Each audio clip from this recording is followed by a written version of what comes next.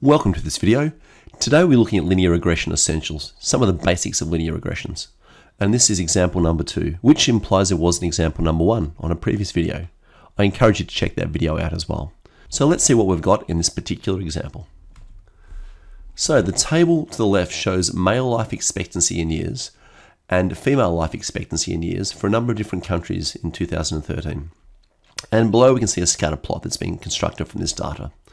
So essentially, for all these different countries, we find that we can predict the male life expectancy based upon that of the female. So task number 1, name the response variable in the equation of this least squared line. So we can see from the table down here, from our graph rather, that clearly this is our y-axis, which is the response variable, and clearly this is our x-axis, which is the explanatory variable. So we're asked to find the response variable, and clearly that is male life expectancies in years. So that's easy to pick. Task number 2, determine the equation of least squares line in terms of variables male life expectancy and female life expectancy. And we're asked to write the answers in the appropriate boxes below, round the numbers to represent the intercept and the slope to 3 significant figures. So at this point, we might move over to the TI-Nspire and solve this problem. Okay, we have our data entered into the TI-Nspire. Column A is a list of male life expectancies and column B is a list of female life expectancies. So let's perform a linear regression to find the equation for our line of best fit. Menu, statistics, stats calculations, and we want to use the linear regression for A plus BX. We do that and we need to tell TI-Nspire what's variable we're using for the X. In this case it's the female life expectancy and Y was the male life expectancy. Okay, so we can see here that there's a y-intercept of 9.69 and there's a gradient of 0.80, well, it would be 7, but the next digit is a 5 or above, so that would round up to 808. Of course, we were looking for our A and B values to 3 significant figures. The alternative way of doing this, of course, is to do a graph. And we'll put in the male life expectancies on the y-axis and the female life expectancies on the x-axis. Hit menu, analyze, and calculate regression with the y equals a plus bx formula. And there we have it. Y, the male life expectancy, is 9.69 rounded to 3 significant figures, plus 0.808 times the female life expectancy rounded to 3 significant figures. So we've found that male life expectancy in years is equal to 9.69 plus 0.808 times the female life expectancy in years. Question number 3 asks us to write the value of the correlation coefficient, rounded to 3 decimal places. So the correlation coefficient is R. Once again, that should come from our linear regression summary data, so let's check that out on the TI-Nspire. If we look at the linear regression information and go down one cell, we can see that R, the correlation coefficient, has a value of 0.949575. However, we were required to find this to 3 decimal places, so that would round to 0.950. Okay, we found our R value to be 0.950. Next task is describe the association between the 2 variables in terms of direction, form, and strength. Once again, if you see the terms direction, form, and strength, that should give you a fair idea of what we're after. And this is something that should be in the summary book for the exams. So we have an R value of 0.950.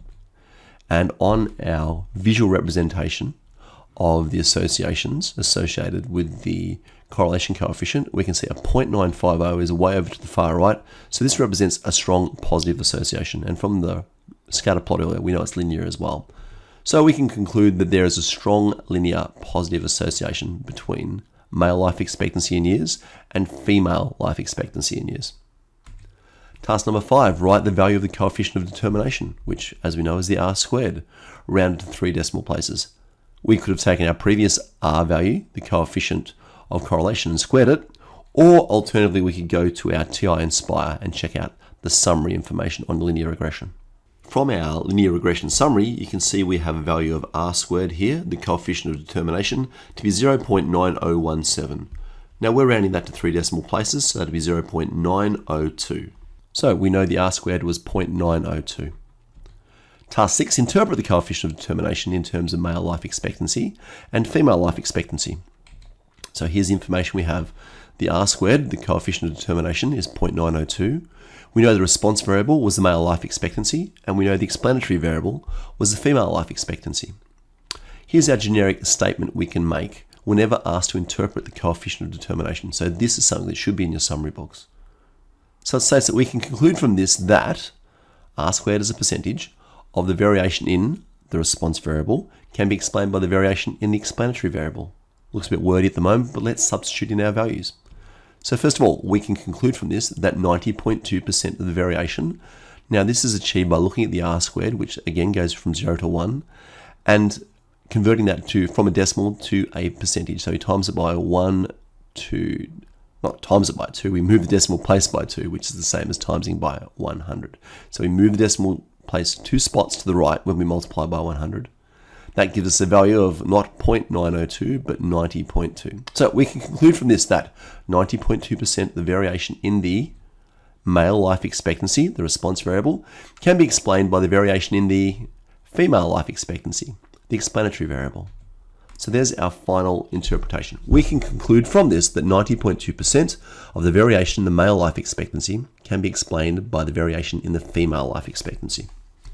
Task number 7 asks us to interpret the slope of the least squared line in terms of male life expectancy and female life expectancy. So here's our linear regression equation that we calculated earlier.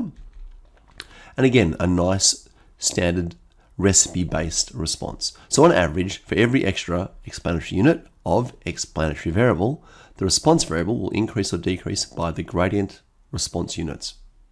Doesn't make much sense at the moment, but let's fill in the gaps. On average, for every extra year, the explanatory unit of female life expectancy, the explanatory variable, the male life expectancy, the response variable, will increase because the gradient's got a positive in front of it. It is increased. If it had a negative, it would be decreased by the gradient 0.808 response unit years. So let's try and read this. On average, for every extra year of female life expectancy, the male life expectancy is increased by 0.808 years.